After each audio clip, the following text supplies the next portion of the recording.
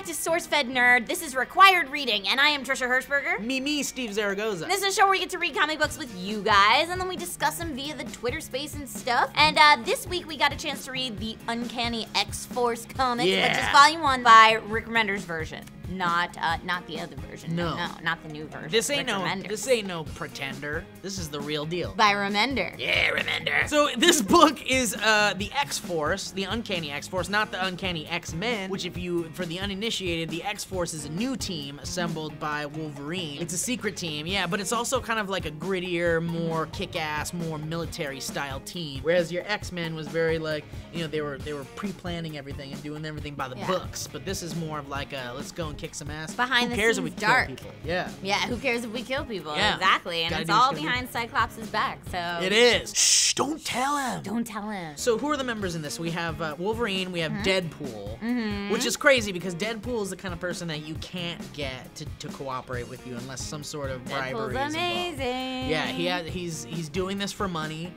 Because in any other instance, he's an insane psychopath. He's a mercenary. He's a mercenary, but he also has multiple personality disorder, and he's a very conflicted guy. At one point, he's doing terrible, horrible things, and at another point, he's doing kind of nice things. And I have to give kudos to Remender for the way that he wrote Deadpool in this. I mean, it's the best I've ever seen Deadpool portrayed, for sure. Yeah, what's the song he's singing? What did he start singing? I forgot what it was. War. Oh, no. Well, that was good. That was good. Absolutely He did, come on everybody, what to do that? It was some Miami Sound Machine song. It was some Gloria Stefan song. It was really cool. Who else do we have in the team? We have Psylocke. Psylocke and Archangel. Sex Machine Psylocke. And then we also have... They sexy. Yeah. They're sexy together. Well, I liked it. Well, I liked that little love. When I saw Archangel in bed with Psylocke, I'm thinking, she's got to get feathers in her mouth or something. She's sleeping with that angel in I'm bed. thinking, damn, girl, look at those thighs. Well, those thighs, she can Psylocke me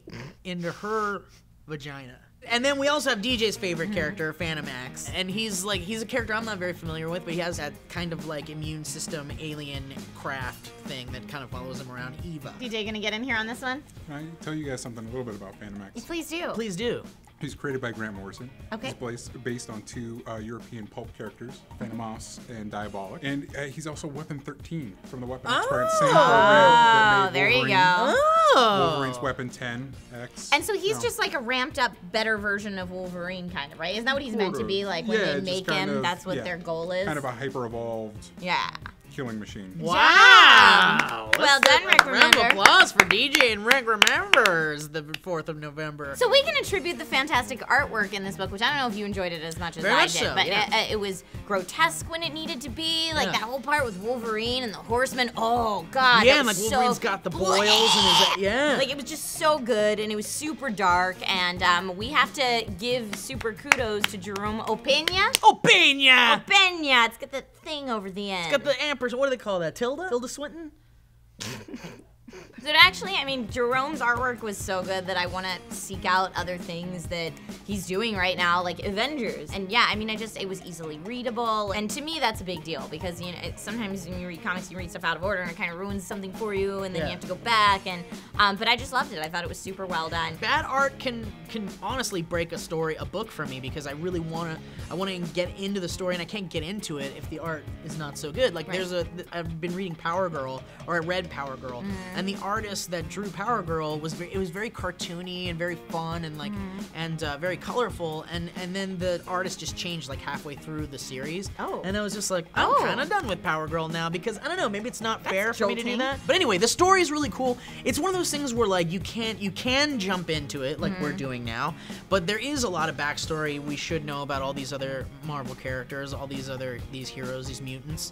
Yeah, I think you do need to go into Uncanny X Force with a basic understanding of who your 5 main protagonists are, what their powers are, etc. Like, it's good to do a little background before you jump right in. But even if you're not able to, or if this is your first time reading any X-Men novels for the most part, or X-Force novels for the most part, you do learn a lot about these characters without having to go into their backgrounds, and you do kind of learn their mannerisms and how they act, and in certain situations. Of course, you have your Wolverine that's kind of like a smart ass, and you have your Deadpool who's just insane and is constantly joking around, which is really fun. Psylocke with her mind raping capabilities. Yeah, exactly. And Phantom X, who doesn't want to let his guard down so you can get in there and check out what's going on in his head. He's kind of a conundrum. But anyway, we've got this boy who is basically kind of like the reincarnation of Apocalypse. Right. And he's going to be raised to be the new Apocalypse that will bring about the end of the world. Very dangerous stuff, very scary stuff. So, I mean, really, it's a comic book about murdering a small child. I know, and that's the thing, that's the conflict. But our heroes don't know he's a child. They don't know. They end up in his quarters, and then it's like, oh shit, we can't kill a kid. We're gonna kill a kid. And I love that interplay between everyone as well when they get to that moment where it's like, oh shit. Yeah, what are we gonna do? And they're kind of just do? They're arguing about it, and they're kind of like, you know, an Archangel has that inner conflict that Apocalypse kind of put in him already, that evil that makes him like kind of like that more metal kind of evil looking Archangel, not the Archangel we know and love from the early Uncanny X-Men stuff with the blonde hair and the beautiful feathery wings. So, and we have that conflict, and so they're all kind of arguing back and forth. Wolverine's about to do it, and he's like, we can't do it. Maybe we can raise him a different way. Don't spoil! Well, no, we can't spoil it. Aren't we spoiling it? We spoil. Okay. Yeah, they read it with us, yeah. And then so at the last minute, Spoiler boom. alert. Yeah, spoiler. Boom. In the midst of arguing, Phantom X is just like, bug it. Boom. Bullet in the head. That's a job we came to do. I mean, and you gotta admit, dude's thorough. But I have to say, this is just another great example of the character writing, in my opinion. Yeah. So final thoughts on this is that I love the book. I love the characters, love the story. I'm gonna keep reading, obviously, and that's the problem. We keep doing these comic books. It's good. It gives you so many comics but to that's read. the thing.